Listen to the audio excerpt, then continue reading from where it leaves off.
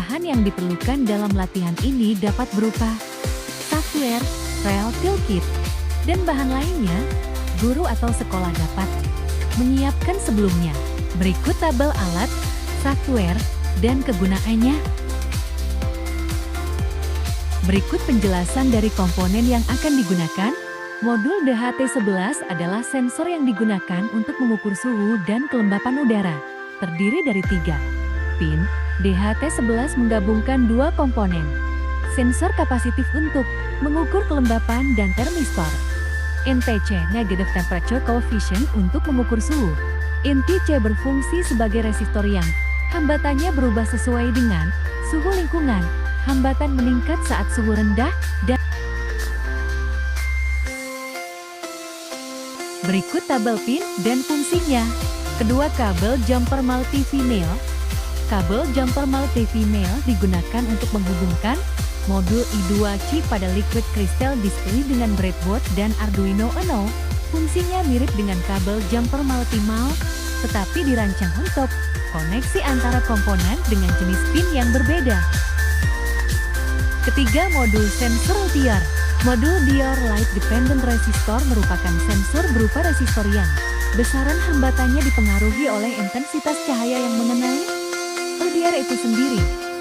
Nilai yang masuk akan semakin besar ketika keadaan di sekitar sensor LDR gelap, dan nilai yang masuk akan semakin kecil ketika keadaan di sekitar sensor LDR terang. Berikut tabel pin dan kegunaannya pada modul LDR. Keempat, modul breadboard power supply. Modul power supply breadboard adalah sumber tegangan yang menyediakan DA untuk breadboard.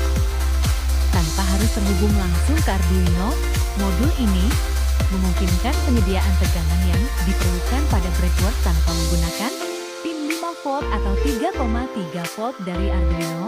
Contoh implementasinya dapat dilihat pada gambar 9,18 dengan half breadboard. Kelima, adaptor. Pada modul ini, adaptor digunakan sebagai pemasok tegangan listrik untuk Arduino ketika kita telah selesai merangkai komponen yang dibutuhkan. Adaptor yang disarankan adalah adaptor yang memiliki rentang tegangan antara 7 volt sampai 12 volt. Penggunaan adaptor di luar dari rentang tersebut dikhawatirkan Arduino akan mudah rusak.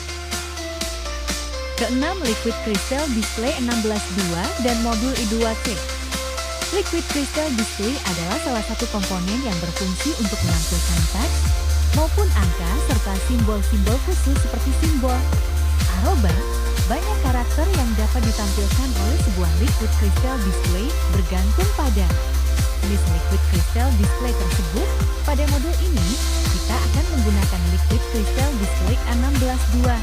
Yang artinya 16 kolom, 2 baris seperti pada gambar ke-9,2. Berikut tabel pin dan kegunaannya pada modul I2C. Pertama, merangkai sensor suhu dan kelembapan dengan modul DHT11.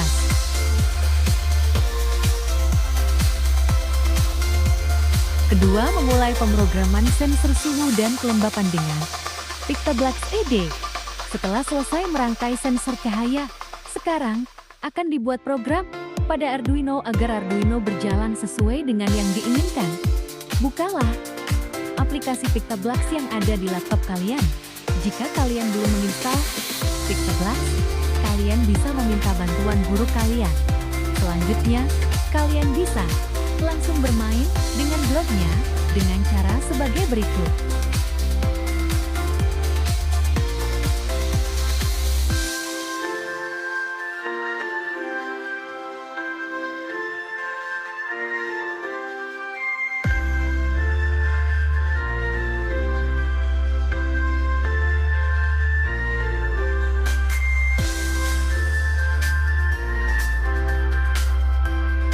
Ketiga, menambah rangkaian sensor cahaya.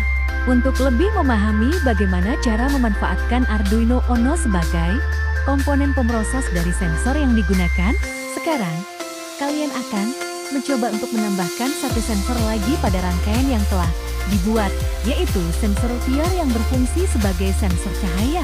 Kalian diminta untuk mendapatkan nilai intensitas cahaya tersebut dan menampilkannya pada layar monitor komputer atau laptop kalian. Beberapa langkah yang harus kalian lakukan adalah sebagai berikut. Pertama, memiliki sensor Vior dengan jumlah kaki sebanyak 4 pin atau 3 pin. Sama saja. 2.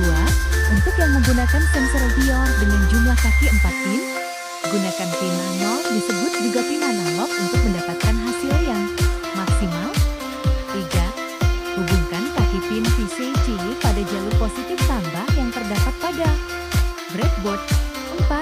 Hubungkan kaki pin GND pada jalur negatif yang terdapat pada breadboard. 5. Pin kaki data pin nano dihubungkan pada pin 1 yang terdapat pada Arduino Uno. Kalian harus memastikan agar kedua kaki positif dan negatif dipasang pada tempat yang tepat karena sensor Vior memiliki polaritas. Lakukan langkah yang sama seperti yang sudah dilakukan pada pemrograman sensor DHT11. Pastikan untuk memerhatikan setiap penggunaan blok dengan teliti agar hasilnya dapat maksimal. Keempat, mempersiapkan liquid crystal display untuk menampilkan data. Setelah berhasil menggabungkan modul DHT11 untuk mencari kelembapan dan suhu ruangan, serta menggunakan sensor cahaya untuk mendeteksi cahaya, sekarang kalian akan menampilkan data tersebut pada liquid crystal display.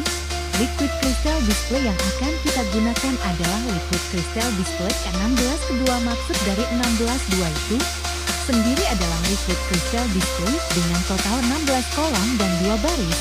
Kalian bisa langsung merangkai liquid crystal display dengan cara berikut. Pertama, siapkan terlebih dahulu liquid crystal display yang akan digunakan dalam modul I2C. Untuk mempermudah penggunaan, kalian perlu memakai modul liquid crystal display yang sudah satu paket dengan modul I2C. 2. Pasang kabel jumper pada tempat yang sudah ditunjukkan pada gambar 9,38 untuk menghubungkan liquid crystal display dan breadboard ke papan Arduino. Setelah semua selesai, kalian dapat melanjutkan pemrograman liquid crystal display untuk menampilkan data dari sensor. Ada beberapa hal yang perlu diperhatikan sebelum kita menggunakan modul I2C, yaitu alamat dari modul I2C itu sendiri. Modul I2C memiliki alamat di mana alamat tersebut nantinya akan berfungsi sebagai identitas dari modul ketika kita menggunakan modul tersebut. Berikut adalah cara untuk mengetahui alamat dari modul I2C yang kita gunakan.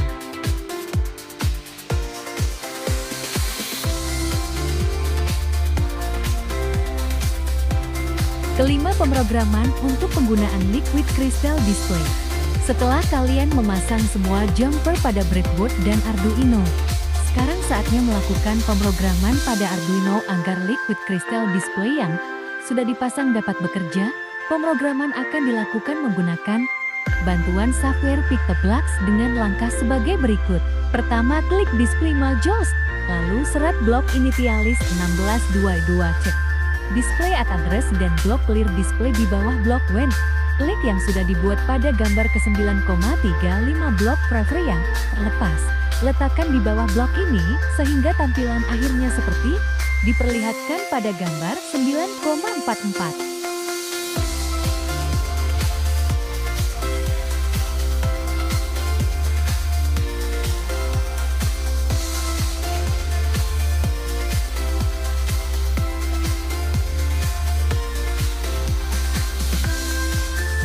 Setelah itu, kalian bisa langsung eksekusi programnya seperti biasa. Klik blok when klik dan lihat apa yang terjadi. Apakah berhasil? Jika sudah berhasil, selamat, ya. Jangan lupa untuk selalu berkreasi dengan ide yang kalian punya. Keenam, upload code pada Arduino Uno. Upload kode ke Arduino Uno diperlukan agar program dapat dipasang secara permanen, sehingga alat rangkaian dapat berfungsi tanpa terhubung ke laptop. Ketika hanya mengklik blok when Arduino Uno starts up, program tersebut bersifat sementara. Untuk mengupload kode, ikuti langkah-langkah yang ada di PictoBlocks setelah membukanya.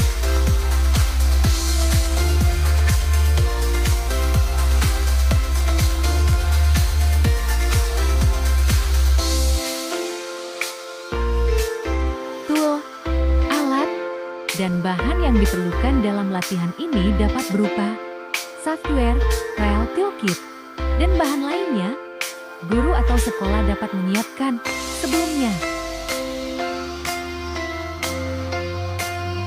Berikut penjelasan dari komponen yang akan digunakan. 1. Modul pelembapan tanah.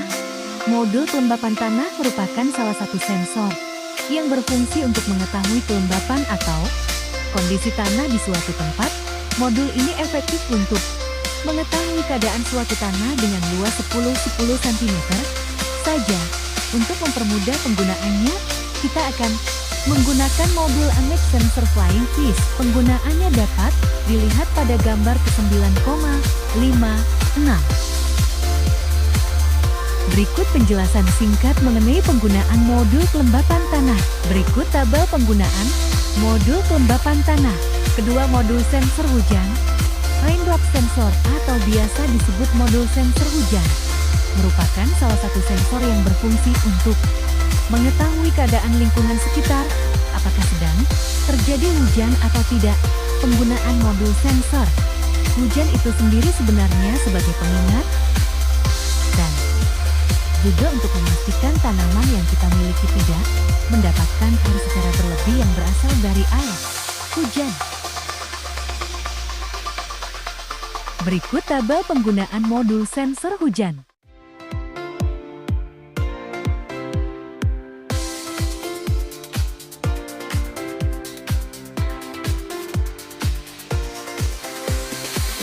Kedua, memulai pemrograman sensor kelembapan tanah menggunakan PictoBlocks ED.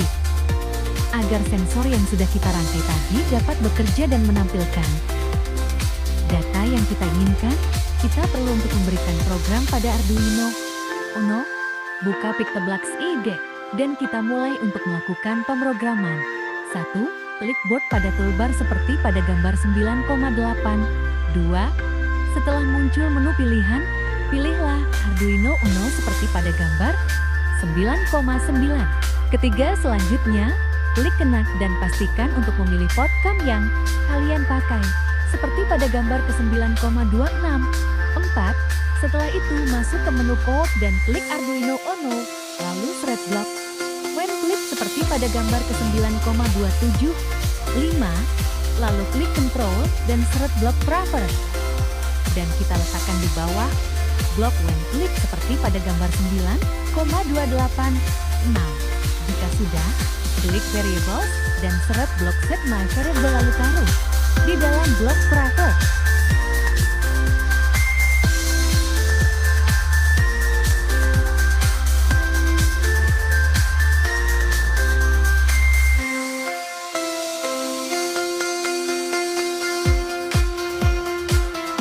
Catatan. Jangan lupa untuk mengubah nilai yang ada di dalam blok mat. Ya, untuk pengisian, sesuaikan dengan nilai yang ada pada gambar ke-9,64.